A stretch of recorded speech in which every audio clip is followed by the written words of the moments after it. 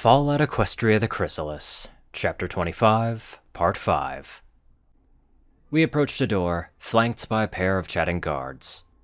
"It's still 8 times I've killed you," one of them was saying, grinning smugly. "It's random chance. Could have happened to anyling," the other guard said, giving a short snort, then cocking her head. "Wait, 8? The Thunderhead defense made 7. I got you in the convoy breakthrough too." "The convoy? We were on the same side." The first guard's grin grew a touch wider. "I shot, you died. It totally counts." The second guard started laughing. "That should count negative, you—" She abruptly stopped on seeing our approach, straightening up and giving Ocelli a quick nod. "Ma'am." She didn't so much as pause as she walked by them. "Friendly fire.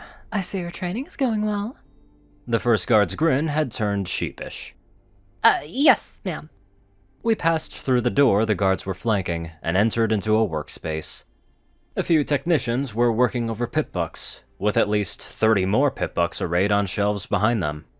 As we approached the technicians, I picked up the pace to move beside Ocelli and quietly ask, "What, are changelings immortal in this hive?" "Oh, that's..." She smirked, shaking her head.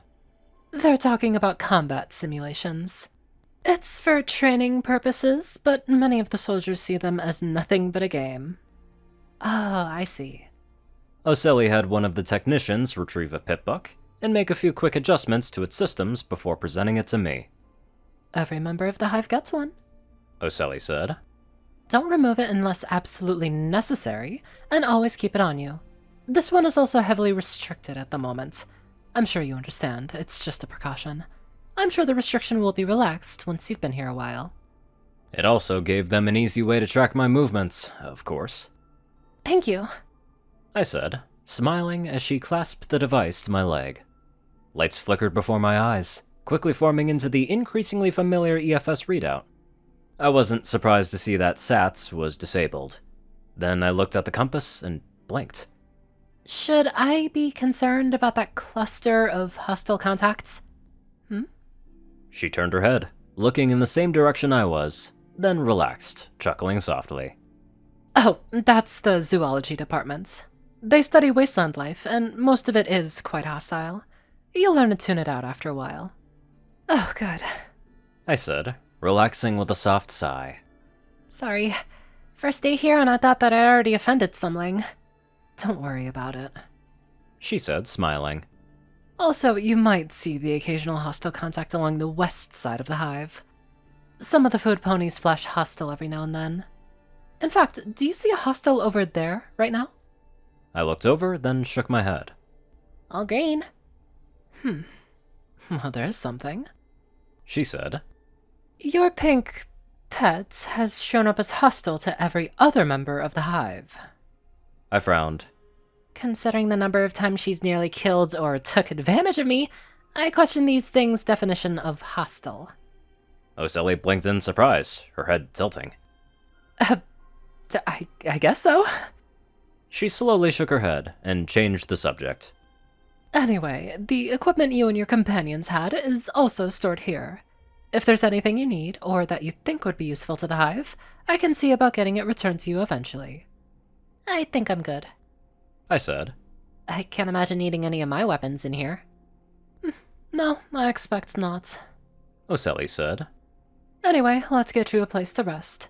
You'll be staying with me for now. Just a temporary thing, I'm sure." "Sounds good." Naturally, they'd want to keep an eye on the new Ling. The Queen may have said I was accepted into her hive, but I knew that wasn't quite true. I was allowed to stay and prove myself worthy of being a member of the hive. But they were going to keep a close eye on me until then. That, or they were hoping to get more information out of me. Either way, it was a sensible precaution. She led me out and down the new halls. "Speaking of equipment, that was quite the arsenal you walked in here with. You said you were a scout?" "Training to be a scout." I said. "I'd only gotten basic weapons training, but I've been learning quickly. Dusty, the yellow stallion, helped me with that." I gave a short chuckle. "A couple of months ago, I'd have thought the gear I had was absolute overkill. After the experiences I had out there, well, overkill has a lot going for it. Better than the alternative, I suppose." Oseli said with a momentary smile. And the explosives? That's mostly new. I'm surprised how simple it is, though. Connect 2 wires to a blasting cap, put it in the explosive, hit the trigger when you're far away enough, and boom. I shook my head. Still a little unnerving carrying something that's dangerous, though. Same for the grenades. And the computer gear? Basic computer intrusion training. I said. In case I ended up scouting any old world factories. I was lucky enough to find some good equipment at Paradise Beach. Ended up making a lot of use out of that recently. Heck, it's surprisingly fun passing time. Like, a puzzle, I guess. She nodded. I guess I can see that.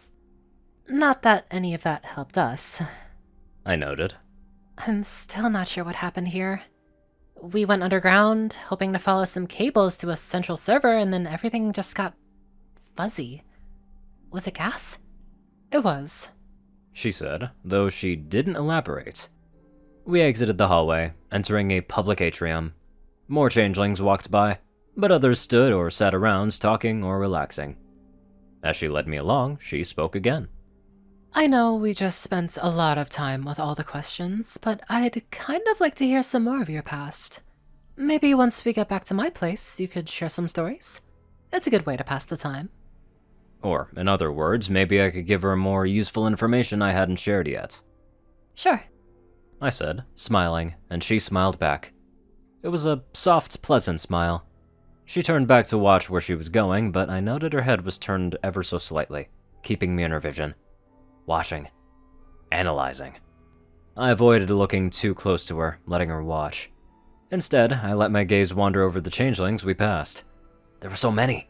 Even the spacious, stable-tech-designed atrium felt pleasantly crowded, filled with changelings traveling to and fro, relaxing on benches, chatting, and even snuggling up together. I caught bits and pieces of conversation as we passed. I was at that for 10 hours, but I've got the next 2 days off while we wait for the techs to do the final engine tests before they have almost to. 800 yards, and with a carbine! I told you I'm a good must have put shot. 1,000 rounds into those buildings. One of you were bound to get lucky. That's not so Some of that new surprising. armor. She ate dirt so hard. The whole requisition team was laughing their shells off, and she was Vertical so cockpits embarrassed. are just weird. How do they even fly with their wings inside the vehicle? I don't know, magic? My mind raced as I fixated on a small group that we were passing. Most of the group was chatting happily, while 2 of them were cuddling up and nuzzling affectionately. My gaze lingered just a little too long as we passed the group, and when I looked ahead again, I caught a glimpse of Oseli's sly smirk and look of amusement. My ears flicked back in embarrassment, and I quickly looked away again, rather obviously pretending to have not noticed. As we continued down busy hallways and busy public rooms, I hunted down a few familiar scenes among the hundreds of changelings. A pair nuzzling in affection. A couple of changelings curled up intimately, legs intertwined as they dozed on a bench. A trio lying sprawled over each other, chatting while hooves rubbed at sides and flanks before teasingly slipping between hind legs. It occurred to me that there were certain aspects of a changeling hive Sickle might appreciate. For one, the close quarters and enclosed spaces tended to result in greatly diminished expectations of privacy. There were certain advantages to that. I soon noticed that Oseli's walk had changed, putting on a subtle but pleasant sway to her hips, her tail held a bit too high. I have to admit she was rather pretty, with her near-perfect curves, uniform, and glossy carapace. There was something very pleasant in the way her flanks shifted and flexed with every strutting step. She noticed my lingering gaze, her eyes half-lidded as she looked my way. I quickly looked away again, tucking my tail down between my legs. So, you must have been on your own for a very long time.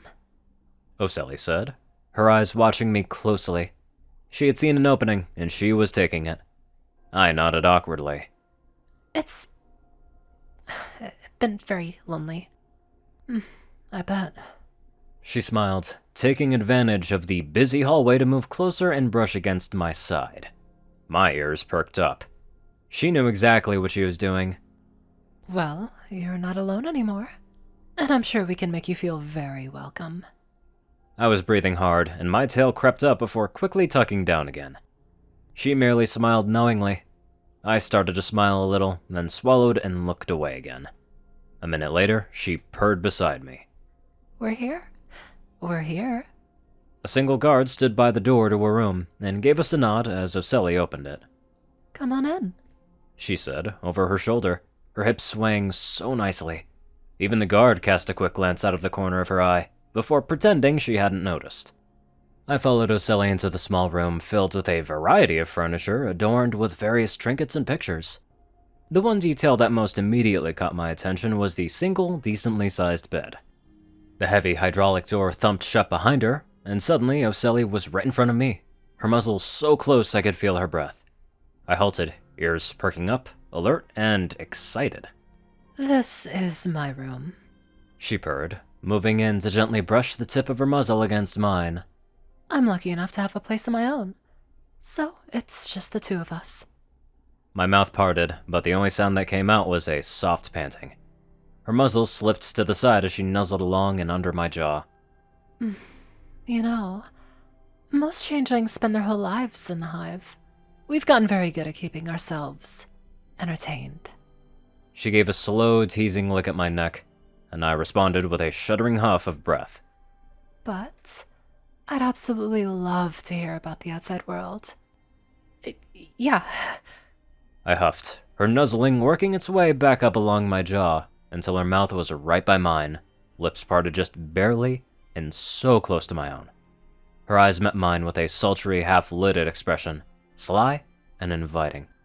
I pressed forward, my mouth meeting hers as she purred into the kiss. Soon I was gripping at her shoulders with my forehooves, ignoring the awkward balance as I pressed up to her. One of her hooves tucked around my shoulder, holding me close as she moved back, and a moment later we were on her bed. I clutched at her sides, finally breaking the kiss to look down at her. We both panted softly for a few seconds before she smiled again, giving a soft, pleased hum. That was a sign enough for me. I pressed in again, kissing, nuzzling, and licking with unrestrained eagerness, while her hooves teased along my sides and flanks. Moments later, I was sliding down, giving only a few cursory licks and nuzzles across her underbelly before plunging my muzzle between her hind legs. We were both panting by the time I finally climbed over her again, muzzles brushing as our eyes met again. It lasted only a moment before her forelegs gripped around my shoulders, pulling me into another passionate kiss. When she finally broke the kiss again, she looked at my lips, purring.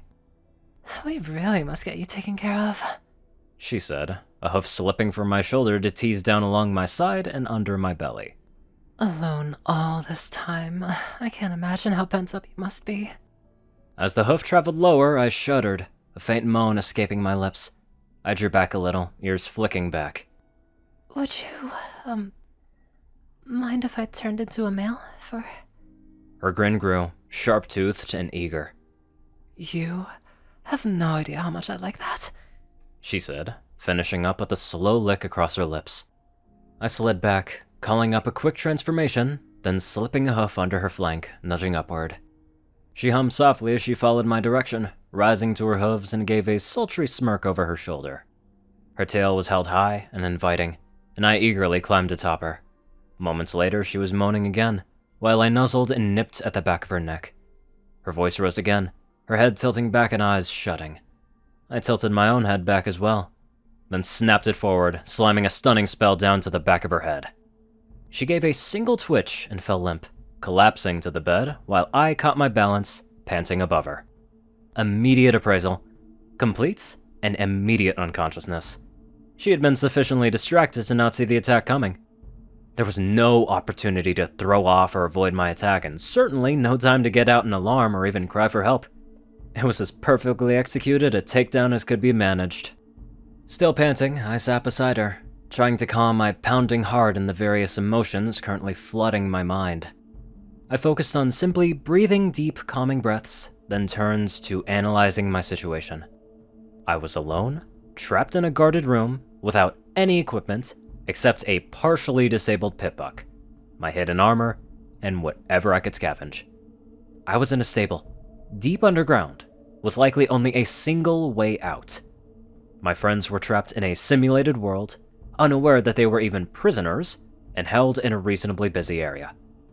I had an unknown amount of time before Sickle would be killed in her sleep. Our confiscated equipment was under guard, and lying between us and freedom was an entire stable packed full of 1,000 or more changelings. following a queen that had taken the name Chrysalis, and all equipped with arcanotech devices that could detect hostile intent at a glance. I frowned, looking down at the unconscious would-be interrogator, and came to a simple conclusion. We are so completely fucked. Ooh, that was smooth. Very smooth. And you may have thought there would have been some inappropriate stuff. Oh, I bet you wanted that so bad. Anyways, let's get on to our appropriate donators. Top donators: Jessie Smith, Star 630, BadassWaffle, Only One Thing, and Ceru Orion. Fanfic, JockeTF, Darkside, Rayden, Narwhals, Blackmoonheart, Pastel, Skies, Austin, Rolan, Sorper, Mordred, Omicron, Lyrae, Runescythe, Will, Chris, Twinkie, Rysel, Shadowmoon, Luigi, Chancer Crust, Big Smoke, Bobcat, Murder Princess, Jet, Calidus, Little Money, many more amazing people. Thank you all so much for watching this video and live life to the fullest.